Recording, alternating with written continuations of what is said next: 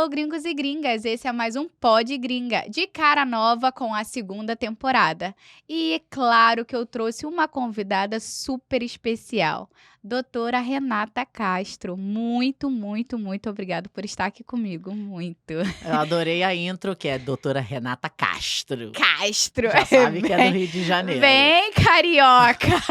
Nossa, e todo mundo me zoa. Você é zoada por causa disso? Eu Ou perdi você já... o sotaque. Ai, que delícia! Ó, eu dei uma entrevista pra Telemundo, e aí, quando eu falo espanhol fluente, quando eu tenho que fazer entrevista em espanhol, é o meu pesadelo. Porque você é o meu idioma mais deficiente, porque eu não uso muito. Sim. E aí eu achei engraçado que uma pessoa falou, nossa, ela não tem nem sotaque de carioca e ela não fala portunhol, não. Eu falei, não, eu falo, não sou eu que sujou la carpeta. Lembra daquela propaganda do CCAA? Gente, eu não consegui ainda perder o meu sotaque carioca. Mas, gente, o carioca, vamos falar a verdade, o carioca, ele é malandro, é engraçado quando a gente chega aqui nos Estados Unidos, eu tenho 20 anos nos Estados Unidos, e aí as pessoas falam assim, nossa, você é a única carioca que eu conheço que gosta de trabalhar. Escuto sempre, quase Escuta, todos né? os dias, essa frase. Você é a única carioca que eu conheço que gosta de trabalhar e que trabalha. Eu fico, Mas vamos combinar que o carioca é um povo diferente. A gente já fala assim com aquele gingado, você tá entendendo? Tudo de bom vem do Rio de Janeiro. E vocês que me perdoem. Vocês que me perdoem, gente, mas o Rio de Janeiro é absoluto. Caipirinha veio do Rio de Janeiro, feijoada, samba. Eu acho que é questionável a questão Anitta. Eu não sou fã da música dela, mas eu tô ficando velha, então não posso mais me requebrar igual a Anitta. Mas eu acho que Eu a acho ela Anitta... fantástica. eu acho ela uma ótima empresária. Cara, eu acho uma admiro mulher... ela. Sabe o que eu admiro? Ela não tá nem aí. Os pobres estão tudo falando mal dela na internet, andando lá de Ford Ka.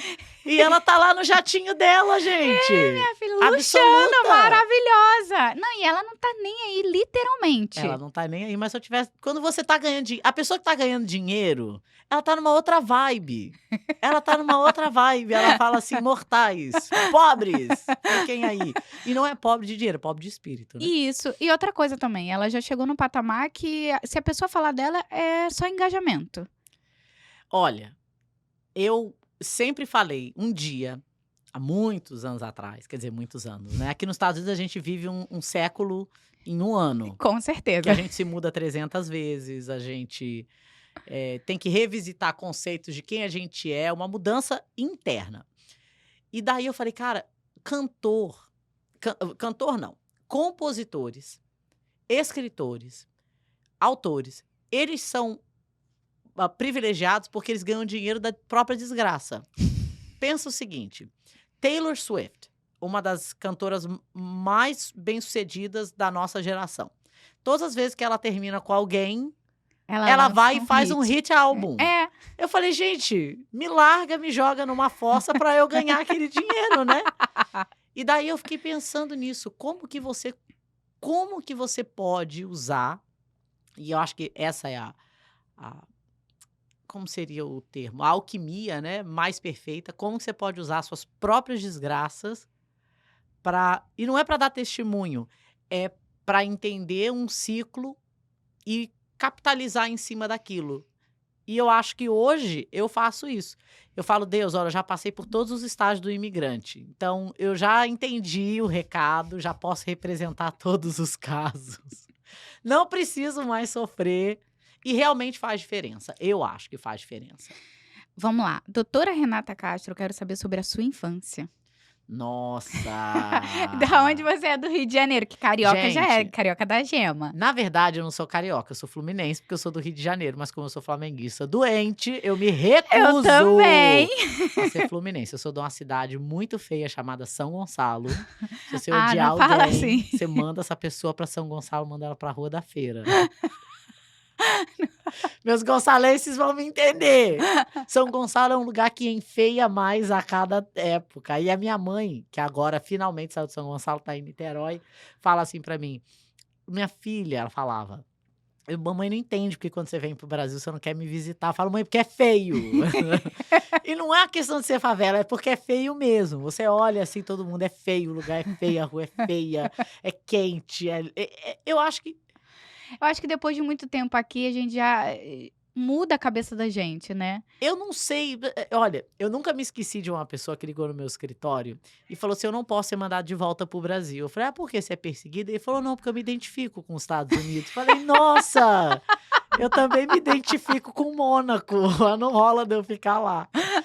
E eu acho que tem uma válvula que muda, sabe, um interruptor que muda dentro de você, e não é do lugar, porque os Estados Unidos não tem lugar feio, viu. Você já foi em Tem. Hialeah, Liberty Não. City? Não, Já mas é foi no perto de Porto São Lucie Alabama? tem, Fort No Pierce, que é Fort Pierce também é intenso, viu, o bagulho é doido lá. o negócio não é fácil ali não. E eu acho que não é, eu acho que eu falo isso para os clientes que estão fora de status e que querem ir embora, porque falam: "Ah, eu estou nos Estados Unidos, estou vivendo humilhado". Eu falo: "Tá, mas você tá humilhado de carro zero com ar-condicionado, sem medo de tomar um tiro". Eu sinto que a gente, e eu não sei se você passou por isso, quando você vai ao Brasil a primeira vez depois de ter ficado aqui, tudo te irrita. A rua te irrita, a falta de educação das pessoas na rua te irrita, a falta de consideração no trânsito te irrita. Porque os Estados Unidos têm uma série de defeitos, mas aqui as pessoas são um pouco mais respeitosas do outro, Isso é verdade. né? E você só tem um senso de coletivo quando há um respeito pelo outro. Porque você se controla em respeito ao outro, ao coletivo. E Eu eu fiquei 5 anos sem ir ao Brasil. Uhum. Quando eu fui, eu levei foi um susto. Você leva um susto. Eu falei assim: "Gente, foi daqui que eu saí". Porque eu Nó. eu descendo, assim, a rua, assim, eu lembro, gente, de ter um porco de todo tamanho tomando banho. Gente, falei: Olha, "Tem um porco". você sabe o que que eu fico revoltada quando a pessoa fala assim: "Nossa, aqui a vida é muito sofrida". Eu falo: "Véi, tu pegava 2 busão lá no Rio de Janeiro que eu sei". Pegava o trem, Santa Cruz. Eu sei o que que era a tua vida. Aí quando falaram assim pra mim, bom, só pra chegar na questão de infância, vamos resumir. Eu sou de São Gonçalo, eh, morei a minha vida toda lá até os 18 anos, né, quando eu vim para os Estados Unidos, e foi uma escola de vida. Hã, minha mãe é professora, meu pai era representante farmacêutico, os 2 juntos. Um dia minha mãe chegou em casa e falou: "Vamos ser agiota", e meu pai: "Como assim?" Então a doutora Renata já fez contrabando, porque a minha mãe era professora de escola pública, chegou em casa e falou, Hildebrando, o nome do meu pai: "Eu vejo o pessoal na sala de professores", lembra aquela sala de professores do Brasil, né? E todo mundo emprestando dinheiro e vendendo coisa do Paraguai, e a minha mãe, nunca me esqueço a viagem, nós fomos Rio de Janeiro de busão, né, Rio de Janeiro, São Paulo, Rio Grande do Sul, Rio Grande do Sul, Paraguai. E daí, Meu Deus. quando nós voltamos de ônibus, que aí foi a viagem, né, a Polícia Federal para, né, pra olhar, e eu devia ter uns 400 relógios no meu casaco, eu tinha 4 anos. Eu não me esqueço disso. E aí o meu pai falou pro policial federal: "Você quer revistar ela?" E ele falou: "Não, deixa ela dormir". E eu, óbvio, né, eu já estava aprendendo a ser advogada ali, ó, naquele momento. Foi uma infância curta, depois que meu pai saiu de casa, a gente tem que amadurecer muito rápido, né, mas me deu gingado, me ensinou a se virar nos 30. Eu comecei a trabalhar muito nova, eu comecei a dar aula de inglês com 13 anos. Ah, então você quando chegou aqui já falava inglês. Já, na verdade, Falava o inglês do Brasil. não, olha, isso daí dava um episódio inteiro, mas meu tio queria que eu fosse diplomata, e com 6 anos ele começou a me dar livro de Stalin pra ler, eu sempre fui meio nerd, e eu comecei a fazer inglês, e meu tio é autodidata, era professor do Brazas, e eu não conseguia falar, porque todo mundo me comparava com ele. Meu pai veio para os Estados Unidos, com 12 anos eu consegui vir. E eu não consegui estudar aqui, mas só de chegar aqui o inglês, tudo que eu tinha aprendido destravou. Quando Ah, eu voltei para o entendi. Brasil, eu comecei a dar aula, e aí o resto foi Foi história, fluindo. foi fluindo. Aí com quantos anos você decidiu vir morar nos Estados Unidos? Então, gente, deixa eu explicar uma coisa pra vocês, vou falar aqui pra câmera. Esses homens que vocês conhecem na internet, tem um motivo pelo qual vocês estão conhecendo essas almas de Jesus na internet. Porque eu conheci o meu primeiro marido, e é óbvio, né, que a distância era um príncipe e na vida real era um sapo. Senhor. E aí eu conheci ele com 16 e Pela internet. pela internet. Aí ele Você falou, lá no Brasil e ele aqui nos Estados internet Unidos. de escada, né? Ah, que Chat tudo. da UOL. Olha, 2 maridos no chat da UOL. Vocês têm que trazer o chat da UOL de volta. Quem é Tinder na frente do chat da UOL? Gente, oi, de onde TC, né? KKKK. Esperando a internet de escada da meia-noite. Nossa, como eu tô ficando Nossa, velha. gente. E é verdade, eu lembro. Isso Você foi na minha lembra disso? adolescência. E daí, ele foi ao Brasil, eu vim pra... Aí, meu visto já tinha vencido, né? E eu fui, tirei o visto de turista e vim embora. Embarquei na aventura de uma vida, né? Porque eu não tinha a menor ideia. Gente, a pessoa que tá no Brasil... Você tá nos grupinhos de WhatsApp do pessoal que quer vir do Brasil pra cá? Não. Eu Oh. saí porque eu já não tinha mais paciência. Porque quando você fala a verdade, parece que você tá querendo jogar um banho de água fria na pessoa. E não é, porque Não você tá falando a verdade de como é os Estados Unidos. Não é essa flor toda. Chegou aqui, uma semana você tá rico, você tá pagando suas contas. Não, A você que eu chega mais aqui... gosto é assim, eu não vou ser igual essa gente burra que vai ficar sem documento. Aí dá vontade de falar, eu falo ou vocês falam, né? E olha, eu ganho dinheiro de documentar pessoas. Eu quero que vocês se documentem, mas eu acho que tem todo, quer dizer, acho não, tenho certeza, tem todo um romanticismo, tem toda uma fábula do que é viver no exterior, né? E aí eu vim pra cá com 18 anos, mas eu vim porque eu era idiota. Eu conheci o meu primeiro marido, achei que tinha encontrado o príncipe encantado e aí vim. E como é que foi quando chegou aqui e viu que não era nada disso que imaginava? Você já tinha um pai aqui morando Meu aqui? pai já tinha falecido. Ah, eu já. não, eu não Você falava veio com meu na pai. cara e coragem. Vim na cara e na coragem. Ah, tá. Meu primo estava aqui, Ah, tá. mas meu primo, assim, eu ainda vim pra ajudar ele. Foi muito sofrido, mas eu sou muito teimosa. E eu falei, eu não vou voltar com o rabo no meio das pernas. Não vou desistir. E aí, eu me vi num relacionamento incrivelmente abusivo. Sério. Sim. Com brasileiro. Com um brasileiro. Ah, É. tá. E daí, quando me organizei pra sair, eu descobri que tava grávida do Lucas. Nossa. Aí eu falei, tá bom, Jesus. O que eu vou fazer agora, né? Agora eu vou ter que arrumar um jeito de me documentar. E aí a gente acabou casando, né? E aí o inferno se aumentou. E era assim, eu tenho até hoje. Em um dia, ele me ligou 260 vezes. Em um dia. Mas era crise de ciúme? Era... Eu suspeito que ele é bipolar, é a minha suspeita, né? Sim. Aí aqui eu fui descobrir o uso de droga, mas ele falava, eu não vou te Hum. bater, porque senão você vai se documentar sem ficar comigo. Meu Deus. E eu vou fazer você sofrer por esse documento. Nossa, meu filho foi tirado de mim num carro de polícia. Tô te falando, dá um Sério? Senhor dos Anéis, dá uma trilogia. Nossa, e tudo isso você trabalhando e... Trabalhava 2, 3 empregos. E quais eram os seus empregos? Nossa, já fiz de tudo, só não fiz gogô porque a barriga era mole. Não dá, se bem que, olha, eu acho engraçado que as clientes chegam lá no escritório e as pessoas falam assim pra mim, doutora, eu não posso ser stripper porque eu sou feio. Eu falo, colega, se você visse. Não é beleza. Mais brincadeiras à parte. Eu fazia tudo que me ofereciam, que desse dinheiro, que fosse legal, que eu desse conta. Eu lembro de um ano novo que eu passei limpando um apartamento e me deu uma alergia, eu tomei um Benadryl e eu quase dormi dentro do vaso, limpando. Sério. Mas a vida do imigrante. É a vida do imigrante, mas me deu uma outra perspectiva de vida. Eu acho que me ensinou a não me atrelar a títulos e situações, porque tudo na vida é temporário. Tudo. O dinheiro é temporário, eu ganhei dinheiro aqui, perdi dinheiro. Eu fiz muito dinheiro com o mercado imobiliário, nova, e aí a gente perdeu tudo. Eu perdi tudo. Fui posta pra fora da minha casa, meu ex-marido fazendo da minha vida um inferno, me seguindo. Eu tinha que sair da igreja, meu filho escondido num carro e eu em outro. Ele não podia saber onde eu tava, ele ia, ele ligava no meu trabalho, ele jogava o carro em cima do meu... Nossa, foram anos assim, anos. Nossa, e como é que você fez pra se libertar dessa situação? Eu rezei muito pra ele arrumar uma mulher, aí ele arrumou uma mulher. Ai, coitada.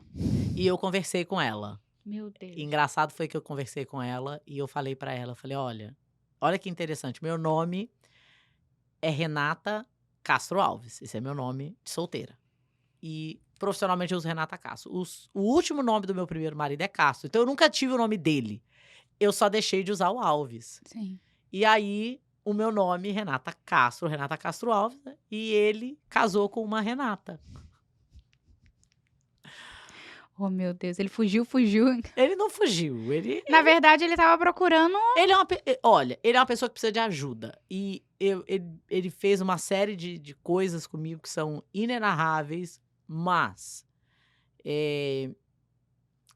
mudaram a minha perspectiva de vida.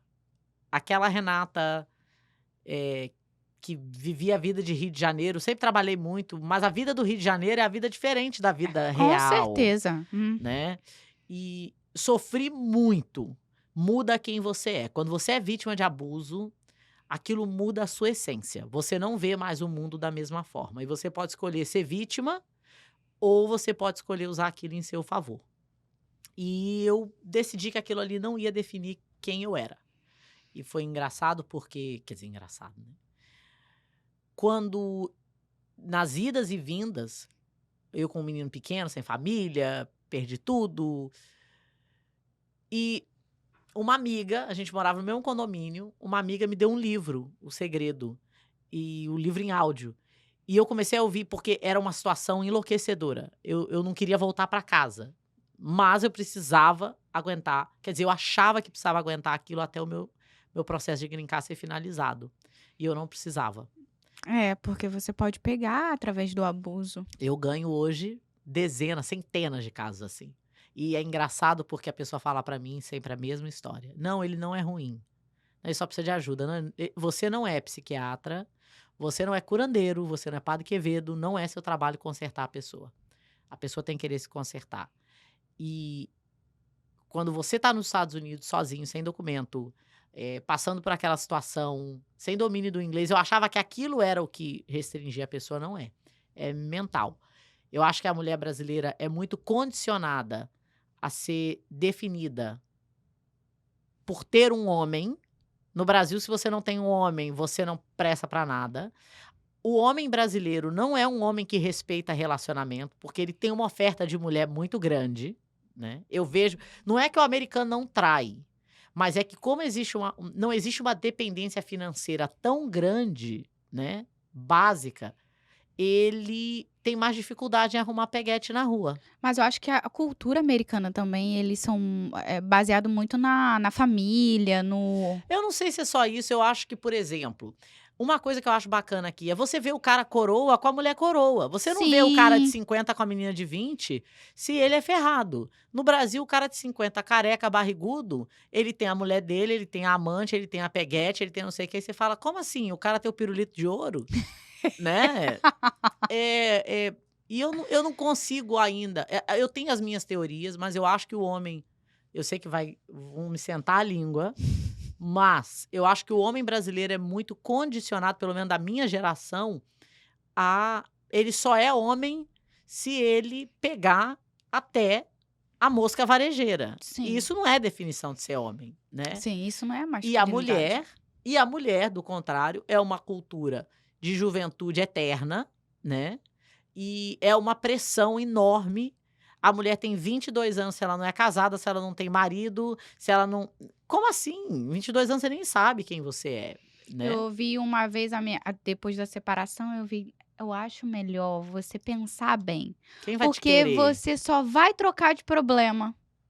Eu falei Não, assim, isso é verdade. verdade é, mas a mulher não pode ficar sozinha, ela não Mas tem não tem problema direito. que é mais atraente do que outros problemas? Sim, não tem problema que é menos difícil de lidar? Não Eu tem problema acho que é que- melhor? Eu acho que a maior dificuldade é você. Quando você se dá conta de que o divórcio não é um defeito seu. Não é uma falha sua, porque o relacionamento é feito de dois. E os dois têm que querer. O relacionamento perfeito não existe. Imagina, meu escritório, devem passar pelo meu escritório, eu acho que uns 10 mil contatos por ano. Fácil, fácil. Eu ouço todas as histórias. A gente, às vezes, tá lá no Instagram, Aí a gente vê a pessoa que veio no meu escritório, que teve um relato e que vive na mídia social uma vida completamente diferente do que ela tá postando. É o que muito tem, né? É o que mais Sim. tem, na verdade. E aí a pessoa olha aquilo e ela fala: "Ah, mas por que que meu casamento é assim? Não é assim, né? Aquela fotinho linda lá montada". Aquele casamento não existe. Deixa eu dizer pra vocês, aquele casamento não existe. Aquele marido que coloca flores e é perfeito, ele não existe. Existem 2 seres humanos dispostos a crescer juntos. Eles não são comprometidos um com o outro, eles são comprometidos com o crescimento pessoal deles e ali aquele crescimento desenvolve. Eu acho que meu próximo livro tem que ser a respeito de relacionamento, porque eu já vi tudo o que leva um relacionamento a não dar certo. E eu acho que a mulher brasileira, ela não é incentivada pelas outras mulheres a fazer questionamentos. A gente é incentivado, e é engraçado, né? Porque no Brasil a cultura é: você casou, a mulher conserta o homem. A gente não é lanterneiro. A gente não é lanterneiro. Não, mas tem muito disso. Não, a mulher que faz o homem. Gente, o homem já vem pronto. Quem faz o homem é a mãe dele. Nem sempre. Nem sempre. Eu acho que ninguém faz o homem. Ele tem que querer se fazer. Ele tem que querer se fazer. Sim, Ele sim. tem que acordar um dia e falar: "Ah, o que Mas eu eu quero acho é que a X". educação também. Não. Eu te digo que Sério. não. Eu te digo que não, porque eu tenho um filho homem e eu tenho uma filha mulher e eu não acho. Existe em inglês, eles falam nature e nurture, né? E eu tenho grandes amigos que vieram de casas que você fala: "Nossa, tinha de tudo para ter sucesso", e não tem. A pessoa tem livre-arbítrio. Sim. Eu posso colocar 2 varas de pescar aqui e 2 pessoas com fome. As 2 pessoas vão ter uma atitude bem diferente. Bem diferente. Aquilo ali é culpa do meio? Não. Eu posso te ensinar o que for. Não vai valer a pena se você não quiser fazer. Vou te dar um exemplo. Quando eu comecei a advogar, eu tinha muita pena de cobrar. Me doía, me corroía. Realmente me corroía, porque eu me colocava no lugar daquelas pessoas que não tinham condições de me pagar. Até que um dia, uma cliente me deu um calote de $300. E ela parou de atender as ligações e tal. E daí eu entrei no Instagram, por acaso. E não é impossível pagar $300 Não, eu ainda aqui. ofereci pra ela pagar $50 por mês. Nossa. E ela falou: "Renata, eu realmente não tenho condição, tô passando por uma situação". Falei: "Tá, então vamos fazer o seguinte, vamos fazer um acordo de cavalheiro, você vai me pagando". E daí eu abri o Instagram, ou no Facebook na época, né, e ela estava na Espanha, tomando champanhe no aeroporto, e eu fiquei tão revoltada com aquilo, porque eu fiz o processo realmente pra ajudar. Uma pessoa me ligou e falou: "Renata, por favor, ajuda essa pessoa". E enfim, e eu falei: "Cara, o que mais me doeu não foram os $300, foi a cara de pau". Foi a cara de pau. De falar que tá passando por De desmerecer o meu tempo. um problema. Eu tô passando por um problema. E aí, sabe o que eu aprendi? Que a vítima que a gente ajuda lá no escritório, porque o ajudar não é só o dar o dinheiro. A vítima que a gente ajuda lá no escritório, existe um processo de recuperação que é terapêutico, na minha opinião, quando ela aprende a se reconstruir, né? Que não é eu falar pra ela: "Olha, eu vou te dar". Não. Tudo que você dá para o outro, ele não dá valor. Não dá E valor. no relacionamento é a mesma coisa. Quando você dá muito, o outro recebe e não valoriza. É por isso que a gente fala: vai dar valor quando perder, porque ele vai ter um outro parâmetro. Sim. Mas aí você já deu. Você deu o seu tempo, a sua juventude, a sua confiança. Para quê? Então, eu acho que isso é uma coisa que eu ouço muito do imigrante brasileiro é: "Ah, ninguém me ajudou". O que te ajuda é a sua saúde e seu cérebro. A biblioteca nos Estados Unidos é gratuita, você pode tirar a sua carteirinha sendo indocumentado, você tem que correr atrás. E não é porque eu quero ser ruim, porque eu quero ser má. Pelo contrário, se eu ganhasse na loteria amanhã, eu continuaria advogando, não pelo dinheiro, porque eu vejo uma consequência imediata no trabalho que eu faço. Muda vidas. Mas a pessoa tem que querer se mudar também. Sim. Tem muita gente que se documenta e que eu fico pensando assim: "Cara, que desperdício de green card, velho. Essa pessoa não vai fazer nada com esse green card". E o fazer nada não é o ganhar dinheiro, porque o dinheiro não é o que muda tudo. É a pessoa não vai querer melhorar, ela não vai querer impactar a vida de outros, ela não vai querer estudar, ela não vai querer ela vai ganhar documento para continuar vivendo a mesma vida agora com carteira de motorista. Aí eu me pergunto, por que que essa pessoa teve a oportunidade de ganhar esse documento e a outra não? Porque tem muitos indocumentados que fazem a diferença. Menina, eu tenho cada cliente indocumentado, que orgulho que eu tenho deles. Que orgulho que eu tenho deles. Orgulho porque o cara que vem pra cá e não fala inglês e enfrenta. Eu, se fosse presidente, eu ia pegar pra dar documento. Não é quem casa com gringo, não. Eu ia pegar pra dar documento o cara que atravessou a fronteira 10 vezes. Sabe por quê? Esse cara quer trabalhar. É. Esse cara quer trabalhar. Ele vai lá pro BRIC, ele vai meter as caras e ele vai trabalhar. Ele vai ter prazer. Eu fui atender uma pessoa, ele não tem documento, ele tem quinta série primária, e o cara tem 38 casas, ele tem 5 anos de Estados Unidos. 38 casas. Eu me emocionei de atender ele. E eu falei, eu não tenho como te ajudar, mas eu quero que você saiba que eu tenho muito orgulho de você.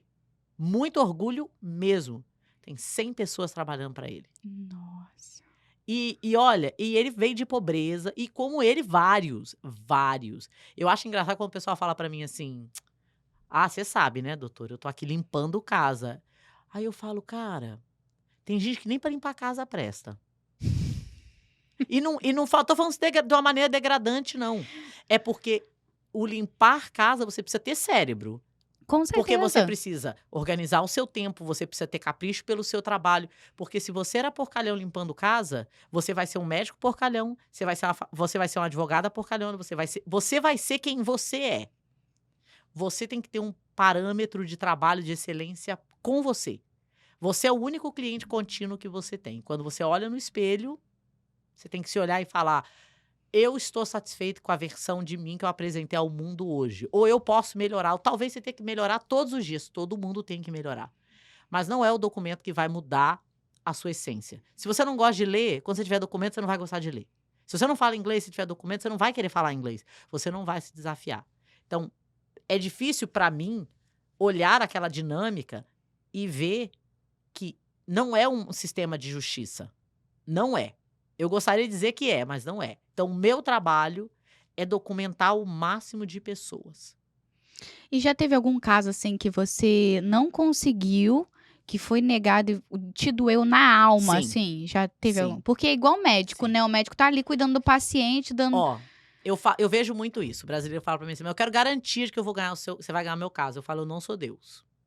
Eu posso te dizer que a lei existe, até mesmo porque o green card não é um direito absoluto. O visto não é um direito absoluto. Não existe direito absoluto, a não ser por descendência de naturalização, né, de cidadania, desculpa. E às vezes eu tenho cliente que eu falo, eu por que que ele não pode, né? Por que que ele ou ela? Tem casos sim. Eu acho que, para mim, os de tráfico humano são os mais difíceis. São os mais difíceis de ganhar. A gente tem muito caso de pessoas que vieram pela fronteira e foram sequestradas na fronteira, foram estupradas. E às vezes, quer dizer, às vezes não, imagina. Eu hoje tenho no meu escritório 92 casos de tráfico humano abertos. 246 casos de violência doméstica. Esses casos demoram muito tempo para ser decididos. E quando eu pego um caso de tráfico humano, tanto eu quanto a minha equipe, a gente é muito objetivo.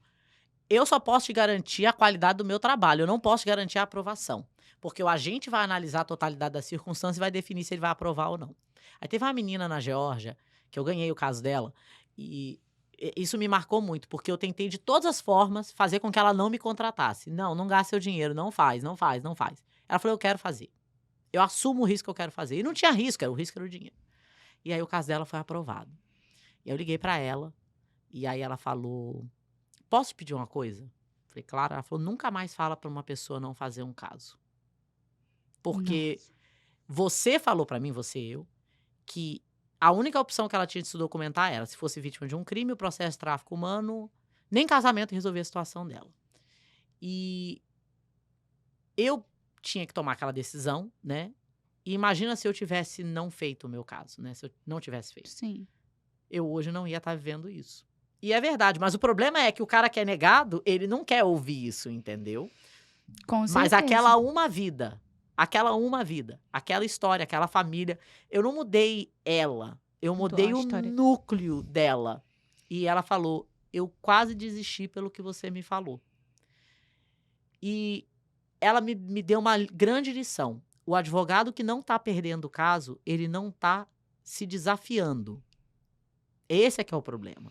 Não é que ele vai ganhar todos. Se você for um advogado que só ganha caso, das duas uma, ou ele não tem cliente, ou ele não se desafia. E eu não tô falando isso porque tem casos que eu nunca perdi, por exemplo. Caso de perdão, eu nunca perdi. 100% de aprovação. Mas eu falo pro cliente, é uma questão de números. Vai chegar uma hora que eu vou perder um. Sim. Eu não sei te dizer se vai ser o seu ou o próximo. Mas vai chegar uma hora que eu vou perder um. É igual o médico. Você falar pro médico, Sim. alguém já morreu na sua mão? Se ele falar que não, ele não tem paciente. Não, e outra coisa, uma vez que é negado, você vai vasculhar aquilo tudo, ele vai olhar e vai falar Mas assim, o que depende. aconteceu aqui? É negado por quê? É porque a gente não. Eu acho que o brasileiro não é treinado, a gente, como sociedade, a fazer perguntas críticas. A gente julga o profissional pelo gostar. Às vezes eu falo pro cliente: olha, você quer vir do outro advogado pra mim porque você acha que você me assiste, que você gosta de mim. Eu quero que você me contrate pelo meu skill, pela Sim. minha capacidade, pelo que a gente vai entregar. Porque você quer me convidar pro churrasco na sua casa? Não Eu pela vou, blogueira. beleza. Mas eu não me vejo blogueira. É óbvio, eu sou Não, ser eu gosto humano. daquele vídeo. A influencer que não é influencer. Ah, eu sou a desinfluencer. A influencer que não é influencer. As pessoas acham que... Tem gente que fala pra mim assim, nossa, você é marketing. Eu falo, tá, mas como que você me conheceria? Embaixo de uma pedra? Né? Eu preciso fazer meu marketing. E mais do que precisar fazer o marketing, eu nunca tive como objetivo ser famosa. Imagina que eu não consigo imaginar ninguém assim. Nossa, gente, adoro aquela advogada maravilhosa. Advogado é chato, né? Mas eu percebi lá no início que era uma ferramenta. Imagina, quando eu comecei a fazer live, nenhum advogado brasileiro fazia live. Eu comecei a fazer live quando ainda tinha... Como é que era o nome daquela ferramenta do Google? Periscope. Nem conheço. Periscope, não tinha live. Eu comecei a fazer live no Facebook, era novo, porque era o Google tinha lançado o Periscope na época, né?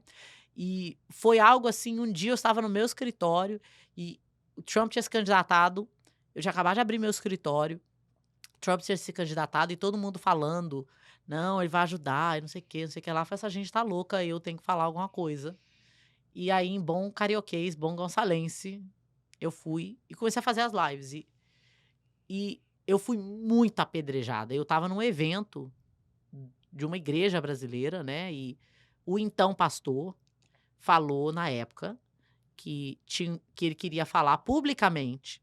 Eu não me esqueço disso. O cônsul do consulado brasileiro estava lá, na época. E eles falaram que ninguém estava sendo deportado, que tinha uma pessoa mercenária, né? Uma advogada mercenária, manipulando a comunidade para benefício próprio, bababá, babá. E eu chorei de raiva. Eu chorei de raiva. Eu nunca me esqueci disso, porque todo mundo virou e olhou para mim. Nossa. E aí, no outro dia, o consulado me ligou para me perguntar o que eu sabia a respeito de deportações. Eu falei, eu não vou falar. Vocês me fizeram de passar o maior ridículo da minha vida, sentada lá, e aí você vem me perguntar o que está acontecendo? Não. E o que eu previ, infelizmente, aconteceu. E quando aconteceu, as pessoas viram, várias pessoas viram, que eu não estava falando aquilo para benefício próprio. Eu estava falando aquilo porque eu acreditava naquilo. Quando eu decidi falar do caso do meu marido, nossa, o que teve de gente que me apedrejou. Mas como assim? Você é advogada e ele tem que ir pro Brasil? Mas aí eu vi o outro lado da moeda. Quando eu falei de certas coisas que aconteceram na minha vida, sempre tinha uma pessoa do outro lado da câmera que assistiu e falou, essa é a minha situação, eu me identifiquei, me mudou, me tocou. Aquilo faz valer a pena. Quando eu viajo, as pessoas... Tem tanta gente que me para e fala assim, não sou seu cliente, mas eu me vejo em você, ou você falou de uma situação que era a minha vida e me fez sentir menos vergonha, me fez sentir menos inapto, né, de ser indocumentado. E é por isso, eu não faço para influenciar, eu faço porque é o canal. Se vocês me oferecerem para, sei lá, fazer Pra falar de imigração aí num churrasco, né, com uma comida, eu vou. Feliz da vida com a caipirinha. É o que eu faço, é o que eu faço por amor. O que eu amo não é advogar, eu amo ter a possibilidade de mudar vidas. Sim. O cabeleireiro muda vidas, só que ninguém vê o cabeleireiro como herói, as pessoas veem como fútil. A house cleaner muda vidas. Eu tinha uma menina que estava trabalhando na minha casa, agora eu contratei ela para trabalhar no meu escritório. E eu precisava de alguém para trabalhar na minha casa, porque minha vida é uma loucura. Sim. Primeiro dia que eu cheguei na minha casa e ela tinha trabalhado, eu chorei. Porque a casa estava perfeita. Mas você via que ela fez coisas Com amor. pensando assim: a vida de Renata é assim. Ela precisa de Y.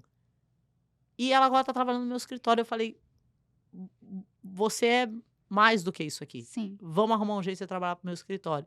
E já foram outras pessoas trabalhar na minha casa e não é a mesma coisa. É quando a pessoa faz com amor. Então, aquilo, quando eu falo para as minhas clientes que limpam casa, que trabalham na construção, tudo que você faz tem o poder de mudar a vida de outro. Para de romantizar que só o advogado muda, só o engenheiro muda. Quando você vem de uma posição de serviço, de se doar, de mudar, muda o conceito atrai outra vibe de cliente. Eu lembro de ter ido limpar uma casa e eu falei assim: meu Deus, misericórdia, o que que eu vou fazer aqui, Senhor? Por onde eu começo? E fui. Falei assim: não, vou fazer com todo o cuidado possível, que era uma senhora, ela já não estava bem.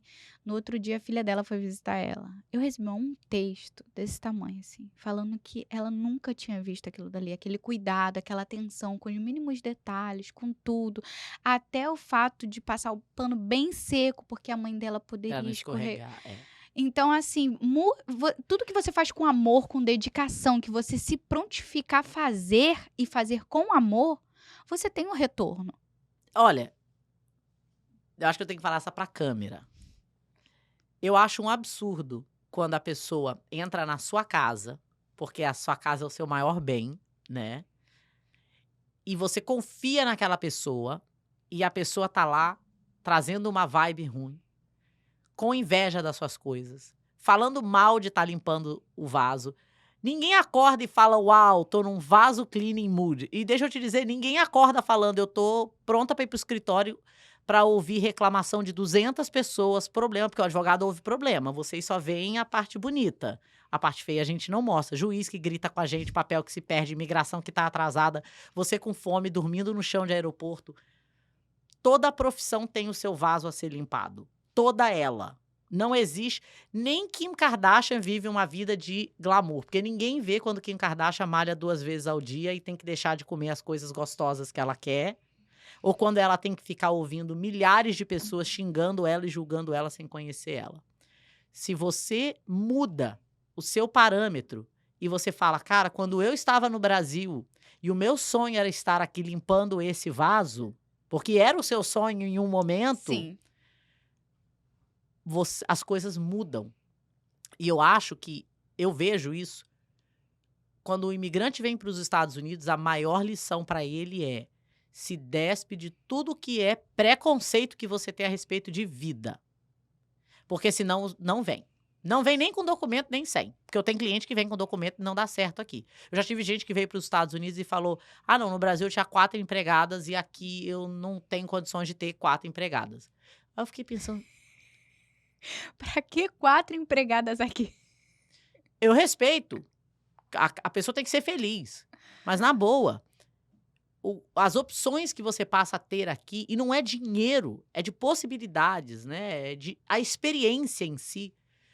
Mas não é para todo mundo. Não é para todo mundo. E eu acho que a maior lição dos Estados Unidos que as pessoas não prestam atenção é a oportunidade de se tornar um ser humano melhor. Eu acho que aqui, e não é aqui Estados Unidos, é quando você sai da sua cidade, do seu país, você tem a oportunidade de ser um ser humano melhor. E essa é a escola que você vai tomar muita porrada. Muita. Mas você vai aprender a lição. É sair da zona de conforto. É você entender que você precisa sair da zona de conforto. E isso que você falou é muito legal, porque eu lembro de ter passado uma fase da minha vida que eu tava assim: meu Deus, ó céus, ó vida. E tudo reclamava, e tudo reclamava. Quando uma amiga bateu no meu ombro e falou assim: sabe como é que as coisas vão melhorar pra você? Sabe quando as coisas vão começar a caminhar? Sabe quando que vai começar a dar certo? quando você começar a todos os dias agradecer, a ter a gratidão todos os dias por estar aonde você está. E depois você vai se planejar para o seu futuro. Começa a se planejar. Então, e ela já tinha uma certa idade e eu levei aquilo para eu tenho muitas amigas que eu gosto, assim, que eu tenho para minha vida, que já têm uma certa idade, então já viveram muitas coisas, já passaram por onde eu passei. Então aí ela falou aquilo sobre gratidão em todos os dias. Eu falei assim: "Não, agora vai se começar a usar isso todos os dias". Então todos os dias quando eu levantava, assim: "Muito obrigado por eu ter um trabalho. Eu não tô fazendo aquilo que eu amo, mas eu tô fazendo aquilo que bota comida na minha mesa, aquilo que veste e calça minha filha, aquilo que dá a possibilidade de eu dar uma vida melhor. Muito obrigada". Renata, aquilo dali foi uma mudança. Uma mudança. Eu comecei a enxergar meus clientes diferentes. Eu comecei a enxergar meu trabalho diferente. Eu comecei a enxergar minha vida diferente. Você leu O Segredo?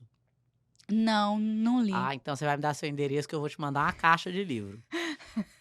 O Segredo, as pessoas falam de lei de atração, eu acho que é mais do que só de lei de atração. É uma mudança de o que você foca cresce, né? Isso. E no Segredo, um dos mentores se chama Bob Proctor. Ele faleceu há algum tempo. E Bob Proctor foi um dos grandes precursores de positivismo, lei de atração e tal. Bob Proctor é canadense, era canadense. E quando as pessoas falam pra mim assim, ah, nossa, eu só limpo casa.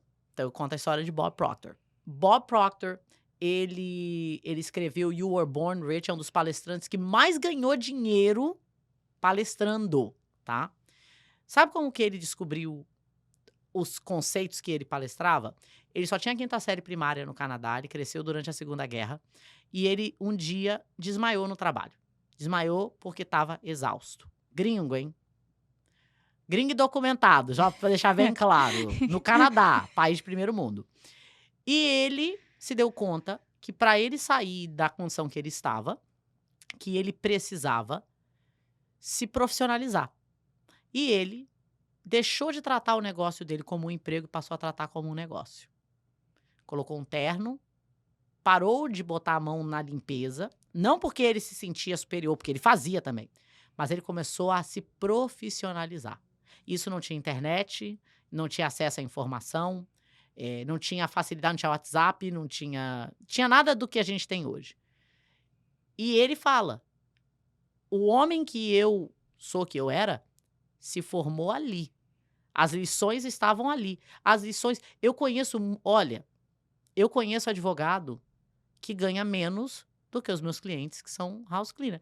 Eu vou à conferência de advogado, me irrita, porque eu ouço tanta mediocridade, e não é mediocridade de advocacia, é mediocridade de ser humano. Aquela coisa assim, ah, eu sou doutor, isso aí tá abaixo de mim. Cara, quando eu comecei, eu tinha casinha de $50. Feliz da vida. E não é só pelo dinheiro, não. É porque eu queria ganhar. Eu queria ganhar e eu queria aprender. Quando eu pego um caso novo, pra mim é a oportunidade de... A pessoa tá me pagando ainda para eu aprender mais, porque cada caso você vai pesquisar algo, se você tem amor ao seu craft, então se você é house cleaner, como que você pode limpar uma casa e criar uma rotação e desenvolver uma linha de produtos e ter um relacionamento com a dona da casa que você não tá limpando um vaso. O vaso é o meio, né? Então, para você não gosta de limpar vaso, eu detesto ouvir reclamação. É parte do meu trabalho. Eu faço terapia. Seu casamento tá uma bosta, você engordou 200 quilos, você não gosta do seu trabalho. É o que a gente ouve. Não tem nada a ver com a advocacia. Mas eu preciso fazer para chegar ao meu ponto. Toda a profissão vai ter isso. Então, quando você muda a sua abordagem com você e você deixa de se sentir vítima, e eu acho que o brasileiro tem uma mentalidade de vítima, que é algo que é, assim, cultural. Você vê alguém ganhando dinheiro, é assim, nossa, você viu? Deve estar roubando alguém, viu? Ah, alguma coisa errada tá fazendo. É mentira? Não, não é Ah, mentira. tem uma peixada. Pô, o cara dormia 3 horas da manhã. Ah, mas ele teve ajuda. Que ajuda? Deixa eu te dizer que nem com toda a ajuda do mundo você se mantém no sucesso. Não se mantém. Você pode dar o green card, dar o dinheiro, a pessoa vai quebrar. Ou emocionalmente, ou fisicamente ou financeiramente. quando a pessoa vence, ao invés de você ficar julgando, vai lá e pergunta, por que você fez? Queria aprender. Queria aprender. Tem uma advogada que ela é meu girl crush. Ela tem 4 escritórios, trabalha igual um animal. Ela tem uma série de propriedades no México de Airbnb. Eu falo que até ela comprou um marido. Tudo que ela quer, ela compra. Véi, ela não tinha onde morar. Ela não tinha onde morar. Gringa não tinha onde morar. E agora ela tá lá, tá produzindo um talk show. E eu fico obcecada vendo o que ela tá fazendo. Tem uma série de advogados que odeiam ela. Odeiam ela. Mas sabe por que odeia? Porque ela tá fazendo coisas que ninguém tem coragem de fazer. Simples. Aí eu fico pensando, quantas house cleaners poderiam estar fazendo isso no negócio delas? Quantas pessoas na construção? Quanta pessoa que cozinha? Ninguém nasce um sucesso. A pessoa se dispõe a se tornar um sucesso, né? E eu sou grata pela oportunidade de vivenciar pessoas. Sim. Essa é a maior lição. Não é a advocacia, não é o direito, são pessoas. E se as pessoas começam a ver os Estados Unidos como essa escola, pensa bem, você é de onde no Rio de Janeiro? Senador Camará. Rapaz, é feio, viu? É feio igual São Gonçalo. É Tá feio igual difícil, São Gonçalo. tá difícil. Aqui o palho é duro, tá? Olha, senador Camará, o ovo frita no asfalto. Ele nem chega, ele evapora. Não, minha filha, o pessoal já vende já cozido já. Como é que a gente arrumava namorado no Brasil, né? Porque você já sai de casa suado, Já. véio, você já sai fedendo. Já sai com uma pizza de baixo. Já sai com uma pizza, é o lanche da tarde. Gente, não vou E falar o não. cabelo? E quando eu cheguei, que eu quase passei mal no aeroporto? Por quê? O calor, um abafo. Aqui? Não, Brasil. no Brasil? Quando Sabe o que eu acho cheguei... engraçado? Que aqui é assim, doutora, eu não tenho documento, eu tô querendo ir a Nova York, mas eu quero ir de avião. Aí eu falo, rapaz, que de avião? Tu não fazia nem excursão no Brasil, agora você precisa de férias. Mas Né? né? O povo fica fresco durante... Fica fresco. Fica. A outra que é a minha favorita. Eu morava em Pompano, né? E que era perto do meu antigo escritório. Aí o cliente falava assim, você mora onde? Acho que eles tinham uma ideia assim que eu morava num palácio, né? Com os eunucos. Eu falava, não, eu moro aqui perto. Aqui perto aonde? Aí uma vez eu falei, eu moro aqui em Pompano. Ai, Pompano. Ai, ok. E eu falava, no Brasil, abri a janela e vi a favela. E tá querendo julgar minha casa aqui em Pompano. Sabe, umas coisas loucas. Mas o brasileiro aqui fica... Depende, Ah, não são não. todos, mas o E aí, quando brasileiro depois começa de a um tempo escola? aqui... E quando começa a escola? Ai, não, porque meu filho não pode ir pra escola B+. Aí meu filho tem que ir pra escola EIMA. O garoto quer nem estudar. Aí mora 30 numa casa, não tem condição de pagar aquele aluguel, né? E eu falo isso porque eu vivi aqui com dinheiro, sem dinheiro, com dinheiro, sem dinheiro. E, óbvio, com dinheiro é muito melhor, gente. Ninguém gosta de ser pobre, ninguém gosta de voar Spirit, deixa eu te dizer. Que aquilo Não vem não com é essa de onda Jesus. assim, o dinheiro não traz felicidade, Ah, pelo para. amor de Deus. Não vem com Traz essa sim, onda, porque não. o Uber Eats é pago e ele traz felicidade. Vou fazer um plug lá pra casa do pastel. O pastel ontem de palmito tava, ó. Chegou uma coxinha. Ai, que delícia. Delícia, né? Mas não é a questão do dinheiro. É entender que nem o dinheiro é um status permanente. Nada é permanente. Nada. Ninguém tem uma máquina de imprimir dinheiro. Se você tivesse uma máquina de imprimir dinheiro e tivesse garantia de que não existiria inflação, ali você estaria garantido financeiramente. Não existe. Eu tenho um amigo que a família dele era dona de banco aqui nos Estados Unidos, né? Cara, Ó, você que ser dona de tudo. banco aqui nos Estados Unidos, Dono potente, de viu? banco, nossa. Bem Odete Reutemann. Nossa, é tudo Reunião bom. de diretores. Eu falei, gente, meu Deus, é meu sonho. Viver Nossa, numa tem família um amigo assim, que vive assim, gente. vive de herança. Pobre. Pobre. Sério? Pobre demais é desse pobre. Cara. Então, e ele fala como ele gostaria, óbvio, não é brasileiro, né? E ele fala, cara, eu acho fantástico como os brasileiros vêm pra cá, o imigrante no geral, e ele corre atrás, ele não tem vergonha, ele vai trabalhar na limpeza, trabalhar no landscape, blá, blá, blá. E aí eu fico pensando, por que não faz isso no Brasil? Não faz isso no Brasil. Se você pegar uma pessoa... Acho que culturalmente o Brasil não trabalha o brasileiro pra trabalhar desse jeito que a gente trabalha fora do Brasil. Olha, que raiva que eu tenho quando Lá fala o pessoal assim... quer emprego. Como é que fala? É o pessoal quer Quer emprego, não cabide. quer trabalho. Um dia eu tava vendo um podcast e o cara tava falando, cara, você contrata um funcionário na empresa. Aquele funcionário ali, você fala assim, ó, pega isso e move pra cá. E ele tá fazendo.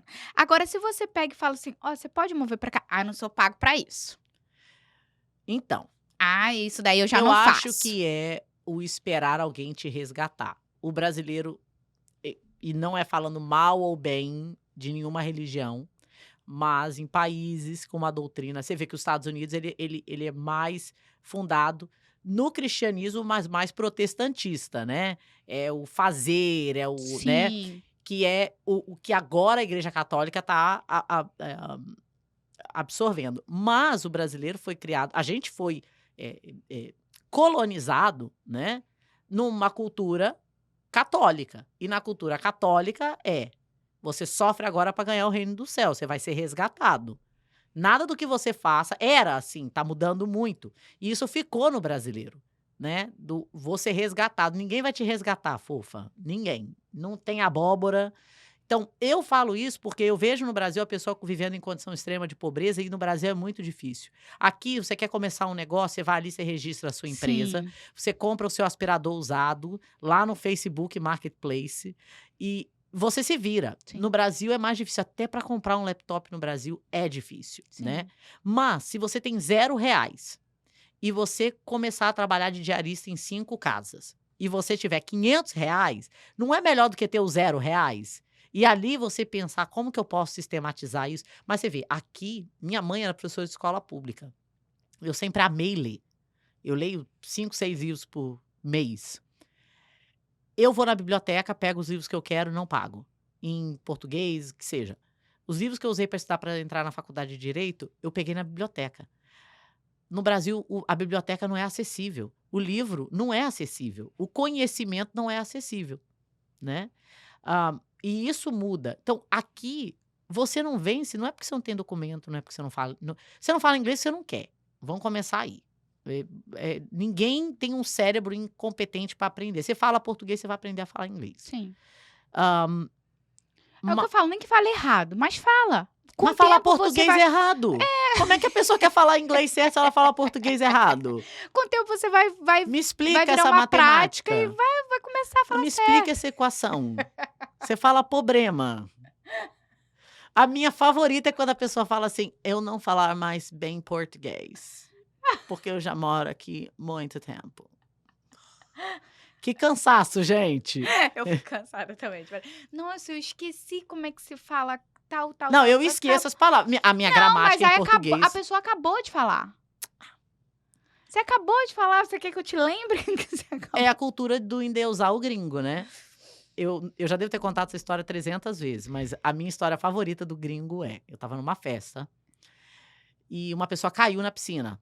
Caiu e bateu as costas. Meu Deus. E aí, começou aquela comoção. E eu falei, gente, tem que chamar uma ambulância.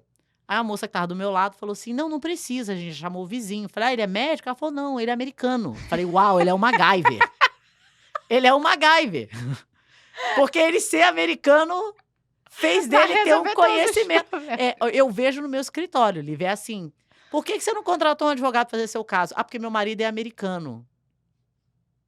E? O que você quis me dizer? Não, ele com fala isso? inglês. Uau, ok. Eu também falo inglês, eu não posso fazer uma cirurgia. Né? E é engraçado como tem essa divisão. O cliente chega no meu escritório e fala assim, então, doutora, é que eu sou casada com um americano mesmo, tá? Não é aquele americano que pegou a cidadania, não. É, Americano americano mesmo. mesmo. Ah, que bom. Porque assim, a senhora fala inglês? Aí eu falo, Deus, segura a língua, segura.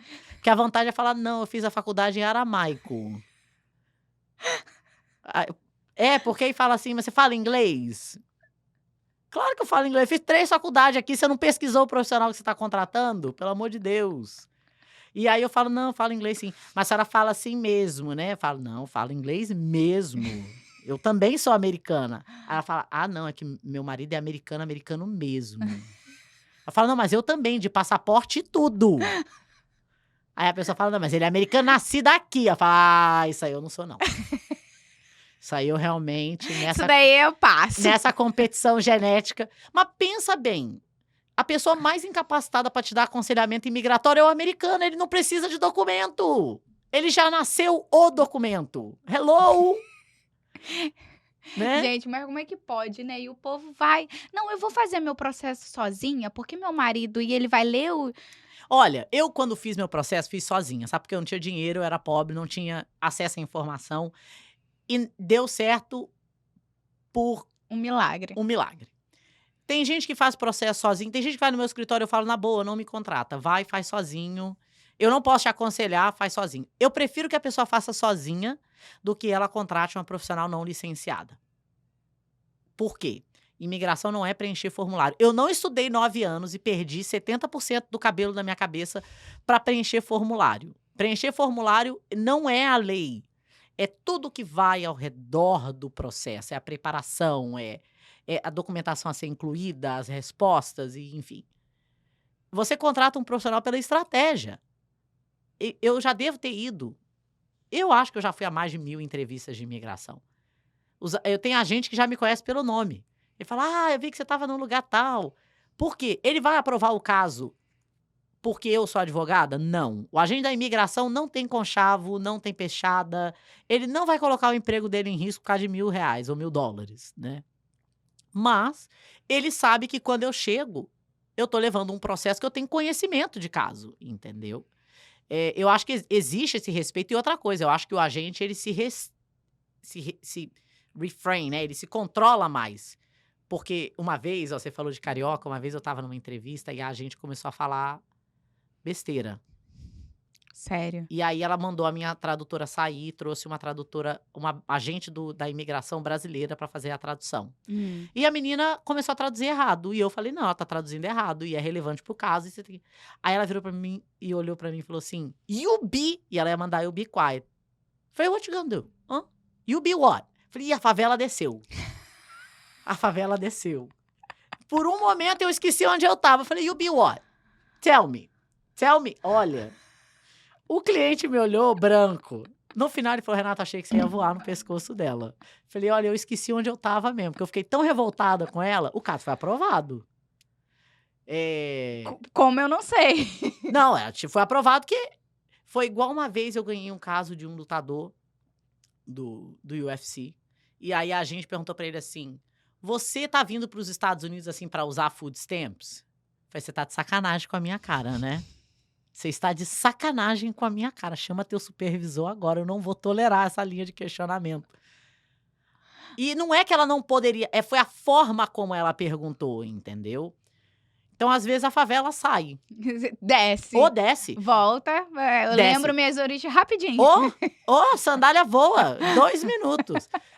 O momento mais marcante favela foi uma vez que eu virei pra cliente e falei, olha, você não tem casa, você sabe que não tem casa, a gente vai pra frente do juiz pra te comprar tempo.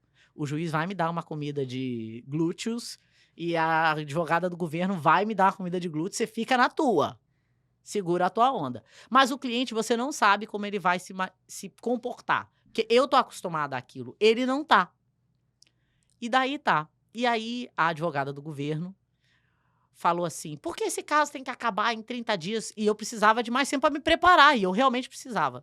E aí o advogado aí o juiz virou para mim e falou, o que você tem a dizer? Falei, então, eu entendo que hoje a senhora advogada trabalha para um governo que se parece com o governo de Cuba, da Rússia, mas aqui nos Estados Unidos, onde há uma democracia, não me importa quanto tempo esse caso vai levar e que tipo de inconveniência isso vai criar para ela. A minha cliente que tem due process, que é um respeito a protocolo, né? O caso vai demorar o tempo que tiver que demorar.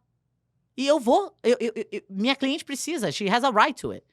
E aí o juiz queria rir, porque baixou lá, né? Aí o juiz botou a pasta assim na frente. Vou te dar 2 meses. Mas foi intenso o negócio ali. Foi tipo um bate-boca. Não, foi meio bate-boca. E aí ela falou Sério? assim, mas a lei... Eu falei, eu acho que a senhora não tá lendo a lei em inglês. Que às vezes eu sou meio abusada, às vezes. Mas não é sempre que você tem que ser abusado. Às vezes eu falo com os agentes É uma coisa meio carioca. Ah, não, eu tenho uma coisa super carioca. Eu chego pra gente e falo, e aí, nossa, e tal, como é que tá a vida? Uma vez um começou a me contar que ele era louco pra ter uma namorada brasileira. Aí eu Eita, falei, deixa eu te dar umas dicas, vai ali no Seabra, vai, para do lado, não vai com a roupa da imigração, que eles né? vão ficar com Vai medo. ficar cabreiro. Então tem seus benefícios. De onde a gente vem tem seus benefícios. Os meus colegas Com são advogados certeza. americanos, eles falam assim, nossa, mas você faz umas coisas. Olha, é meu lado favela, gente. Você nunca teve que botar o pé na porta do ônibus pra subir porque era o último ônibus e você ia se atrasar. Você nunca teve que gritar, vai descer no próximo ponto. Você nunca teve que segurar a mão de alguém que queria passar a mão em você dentro do ônibus. Você nunca deu uma bolsada em alguém. Já dei bolsada no trem.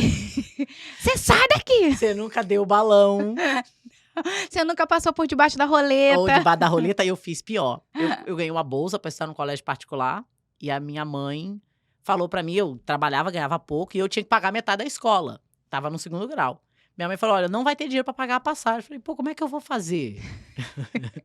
Eu vou me teletransportar e aí a gente teve uma brilhante ideia. Tinha uma escola pública do lado, eu comprei a camisa da escola pública e eu entrava pela frente como estudante da escola pública. E lá tirava e botava. Daí eu tinha que descer um ponto antes, tirar a camisa, né? Pra ninguém na escola ver, né? Porque a escola particular é escola de playboy. Se fosse outra pessoa, não ia estudar. Nossa, e aí eu falei, caraca, eu tô pagando passagem à toa, vou usar a camisa da escola pública pra ir pra tudo quanto é lugar. Aquele era meu vale transpobre. Eu já usei demais. E esse skill se manifestou, olha. Eu tenho um funcionário, Thiago, né? Eu sou muito grata à minha equipe, porque eles são os que trabalham sem reconhecimento. E aí eu fui pra Boston com o Thiago, a gente foi fazer um mutirão de atendimento. O Thiago nunca tinha viajado de primeira classe. E eu, como viajo muito, eles acabam me dando upgrade. Aí eu virei e falei, Thiago, faz cara de pobre. Aí chegamos lá no guichê, falei, dona fulana, ela falou, pois não, senhora Cássia. Falei, então, a senhora já voou de primeira classe? Ela falou, já. Falei, é muito bom, muda a vida de uma pessoa, né? Ela falou, é. Falei, olha pro meu funcionário, coitado. Nunca viajou de primeira classe, só lá no Pau de Arara. Ele é de um lugar lá no Brasil, começou a contar uma história triste. E ela começou a rir. Eu acho que ela ficou tão impressionada com a minha cara de pau. Eu falei, então, tem um lugar do meu lado vago. Dá um upgrade pra ele, coitado. Muda a vida dele. Eu gosto do brasileiro, que o brasileiro tem. É cara tem de uma pau, lábia, né? tem uma Aí lábia. ela falou, eu não sei se eu posso fazer. Falei, ai, pode. Eu tô sentindo aqui, ó, que a senhora pode. E aí, quando chegou na hora de embarcar, que às vezes eles te dão, você sabe do upgrade na hora que você entra, né? Aí quando o Thiago passou, imprimiu lá a cadeirinha dele. Falei, tá vendo? A cara de pobre que colocou aqui. Mas é a cara de pau, eu pedi. Tá certa, Que tá certíssima. gente, pensa em tudo que a gente aprendeu lá no Brasil. Se a gente usa, existe um motivo pelo qual a gente fala. Brasileiro tem que ser estudado pela NASA. Tem, mas tem. Eu lembro até hoje que eu botei um casaco caríssimo de um cliente na máquina de secar. Eu lembro até hoje disso. E quando eu tirei, virou um cropped. Eu fiz um cropped. Casaco caríssimo. E quando eu tirei, eu olhei. Aí ele, o que aconteceu? What happened? Aí eu falei assim, eu acho que eu fiz um cropped. Olha, Ele riu, mas ele riu tanto. Que Olha. ele falou assim, eu só vou ficar com você porque você é engraçada. olha, isso me lembrou de uma... Rico não transpira, né? Isso daí é um privilégio da gente que nasceu menos afluente. Eu trabalhava levantando capital de EB5. Eu estava no Brasil para encontrar com investidores e aí uma investidora me convidou para ir à casa dela, lá em São Paulo. A casa era linda, mas aquelas casas de sino, sabe? Gente, meu sonho. Entrei naquela casa e o pior, eu do lado de fora esperando para deixarem eu entrar no prédio e eu pensei assim, meu Deus do céu, vão me ver nessa porta aqui? Só que eles não sabem que eu sou pobre. Eles estão achando que eu tô entrando no prédio rico. Tomara que ninguém queira me sequestrar. Porque se tocarem lá pra cima e falar, olha, eu tô com ela aqui, me dá um dinheiro, eu falar, não sei nem quem é. Enfim, aí sentei no sofá da mulher. Sofá lindo. Lindo, lindo, lindo, lindo, lindo, lindo. E a gente que veio de pobreza, quando a gente entra num ambiente de riqueza, a boca abre e não fecha, né? E daí eu comecei a suar, porque é óbvio, no Brasil ninguém tem ar-condicionado central. Live. Eu tô sentindo o suor, né? Naquele tecido lindo. E eu falei, cara, não acredito que eu vou deixar um carimbo no sofá da mulher. E agora que ela não vai fazer o investimento mesmo.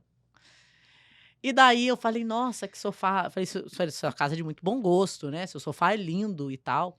E aí ela falou, ah, esse sofá, então, mamãe coleciona. Quando fala mamãe, porque rico fala mamãe, Mamãe. né?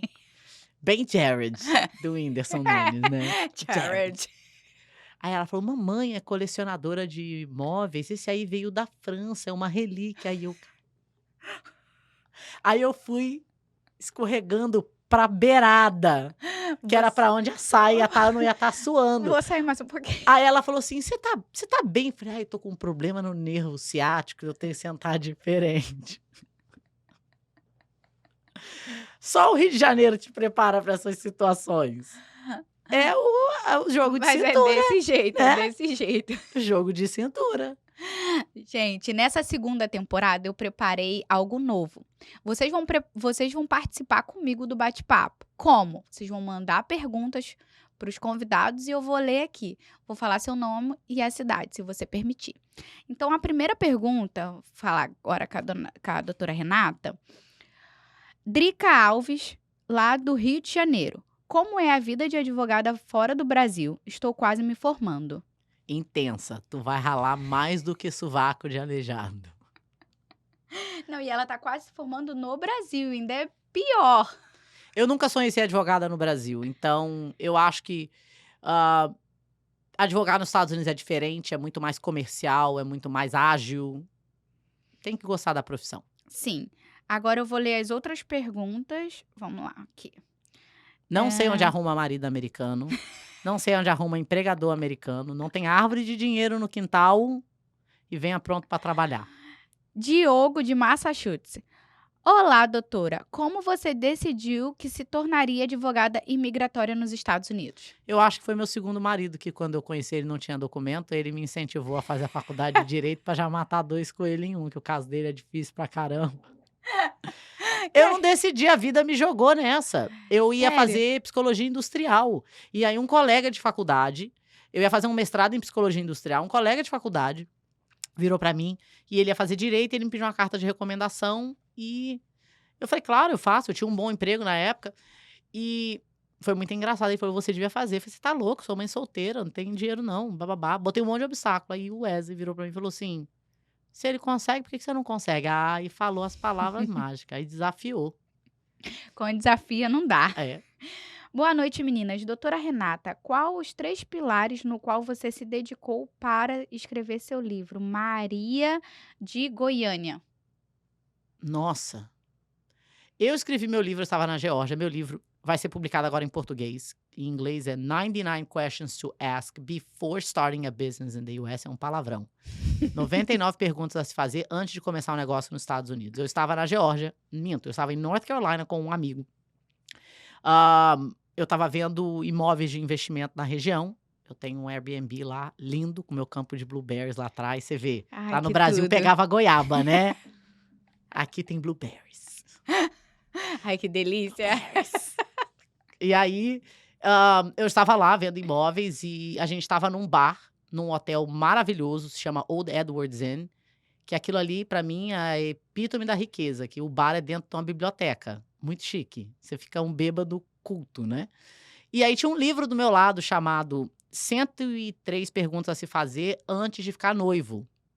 Falei, olha, esse livro. E ele é consultor empresarial, eu advogado de imigração. A gente começou a conversar de como existe uma falta de informação para o investidor imigrante. Ele não tem o menor preparo para ter um negócio aqui, né? Todo mundo fala que ter negócio nos Estados Unidos é fácil. Gente, não é. São as margens mais... É o mercado mais competitivo do mundo. Aqui é briga de cachorro grande. Aqui você tem que se profissionalizar, enfim. E daí, a gente começou a falar daquilo e nós estávamos como um grupo em volta da fogueira, porque estávamos na montanha, né? Bebendo bourbon. E eu falei, cara, aquele livro não me saiu da cabeça. Porque eu falei, o imigrante pergunta as perguntas erradas. Ele fala assim: o que você acha que dá dinheiro? Eu tenho cliente que ganha dinheiro com cabelo.